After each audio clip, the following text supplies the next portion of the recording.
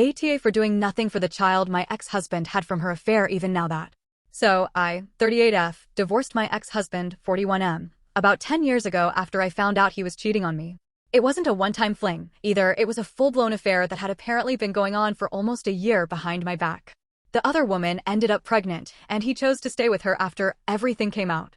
At the time, I was completely blindsided. We had been married for 7 years, no kids, and I thought our marriage was solid.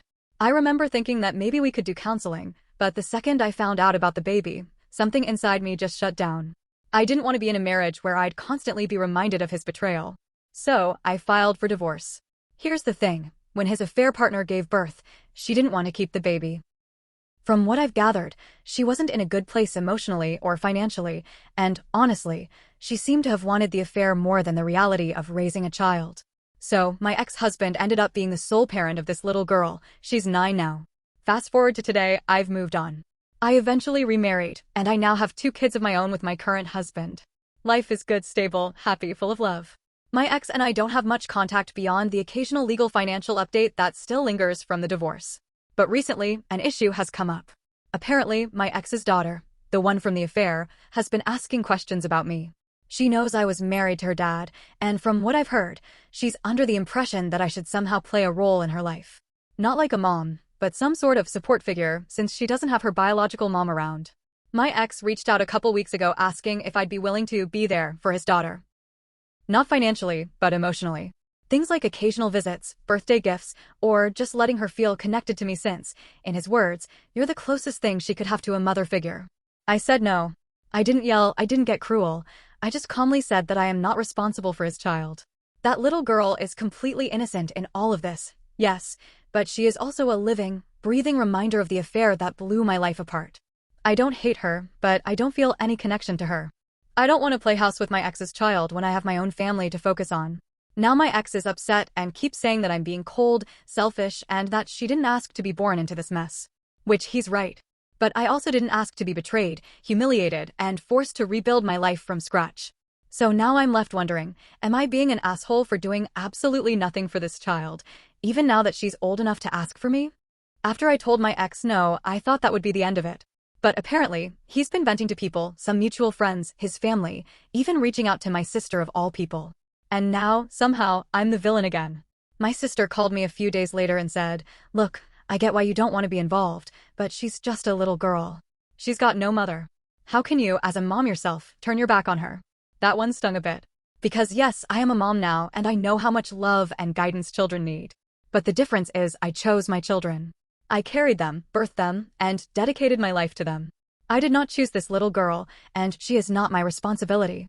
On the flip side, my husband is 100% on my side. He told me straight up, that child is not yours, and your ex needs to step up without dragging you into his mess.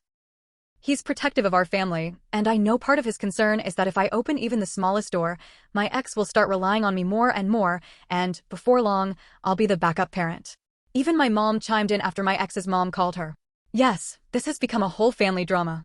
My mom tried to stay neutral, but she said something that stuck with me. Sweetheart, you're not wrong, but don't forget, children remember kindness. And they also remember when people turn their backs. That hit hard because the truth is, I don't dislike this girl. I've seen her in passing a couple of times over the years, birthday parties when my ex's family invited me, or once when she came along during a drop-off for some paperwork. She's a sweet, shy kid. She looks a lot like him, but I swear sometimes I see bits of her biological mother in her face, and it twists the knife all over again. So now I'm torn. On one hand, I don't want anything to do with my ex's kid because she's not mine, and the very situation exists because of betrayal. On the other hand, everyone keeps hammering into me that it's not her fault and that I could make such a difference in her life if I just tried. The part one haven't said out loud to anyone, except my husband, is that I'm afraid if I let her in, even a little, I'll resent her. And that's not fair to her either. So I've doubled down on my no. I told my ex again that I won't be involved, and he accused me of being heartless.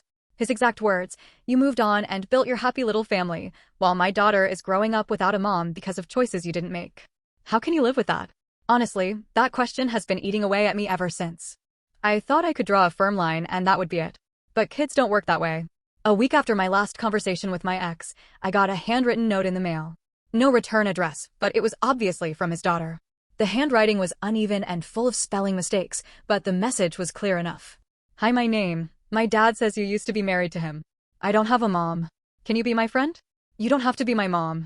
I just want someone to talk to who is nice. I stared at that letter for a long time. My heart broke for her, because how lonely must a 9-year-old be to write something like that? She's not asking me for money, gifts, or anything complicated. She's literally begging for kindness. I didn't respond. I couldn't. I put the letter in a drawer and told myself that if I replied, I'd be opening a door I can't close. I thought ignoring it was the kindest option, because at least she wouldn't get attached to me only to be hurt later. But then, she showed up. Last Saturday, I was at the park with my 2 kids, and there she was, standing awkwardly with my ex a few feet away. She looked nervous, clutching a little stuffed bunny. My ex waved and said she wanted to say hi. I froze. My kids didn't understand what was happening, so they just played on the swings while I stood there with my stomach in knots. His daughter shuffled up to me and said softly, "Hi. You're really pretty. Do you hate me?" I swear my chest caved in at that moment. What kind of life has she had where that's the first question she asks someone connected to her dad? I mumbled something like, "No, of course not," and she smiled this huge, relieved smile like I'd given her the world. We talked for maybe 5 minutes. She asked about my kids, if they liked ice cream, if they liked cartoons, just little kid stuff. Then my ex swooped in, clearly proud of himself for orchestrating the whole chance meeting. I went home furious. Furious at him for putting me in that position. Furious at myself for feeling so conflicted, and worst of all, furious at this innocent child for making me feel guilty just by existing. That night, I cried to my husband. I told him I felt like a monster because the truth is I don't hate her, but I also don't want her in my life. He held me and said, "You're not a monster. You're a human being who was hurt badly. It's not your job to fix the consequences of his choices." But here's the kicker. My daughter, 6, overheard me and asked the next morning, "Mommy, is that little girl my sister?" I don't even know how to explain this mess to my own children now. After the park incident, things escalated fast. My ex kept accidentally showing up with his daughter in places he knew I'd be, the grocery store, my kids' soccer practice, even outside my church one Sunday. Always the same excuse. She just wanted to see you. It got to the point where I felt trapped. If I was kind, the little girl lit up like I'd hung the moon, but every second I spent talking to her, I felt that old wound tearing open. If I avoided her, the guilt gnawed at me for days. My kids started asking more questions too. They wanted to know if she was family, if they'd see her again, why she called me by my first name instead of mom or aunt. I dodged, but children are sharper than we give them credit for. They could sense something was off. Finally, I sat down with my ex. I told him flat out that what he was doing was cruel, not just to me, but to his daughter. He was dangling me in front of her like some prize, hoping I'd swoop in and fill a void I never agreed to fill. I told him she needs stability, not a patchwork replacement for the woman who left. And she definitely doesn't need to be weaponized against me. He didn't take it well. He accused me of being selfish, of abandoning an innocent child, of having no compassion. I almost lost it because the audacity of him, the man who blew up our marriage and put me in this position, trying to guilt me into parenting his child, was unreal. That night, I wrote a letter. Not to him, but to his daughter. I kept it simple and age-appropriate. I told her I was sorry she felt lonely, that she was a kind and special girl, but that I couldn't be part of her life the way she wanted. I told her she deserved love and care, and that her dad was the one who would always be there for her. I mailed it, and then I blocked my ex from everything but email, for emergencies about old financial stuff. I also told my kids the truth in the gentlest way possible, that sometimes grown-ups make choices that hurt people, and that little girl was someone from dad's past, not their sister.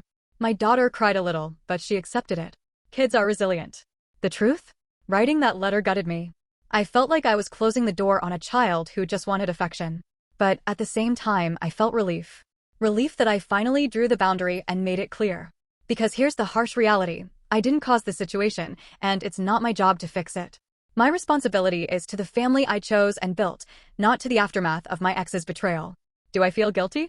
Every damn day. But I also know that guilt doesn't equal responsibility. So, AITA for doing nothing for the child my ex had from his affair, even now that she's old enough to ask for me?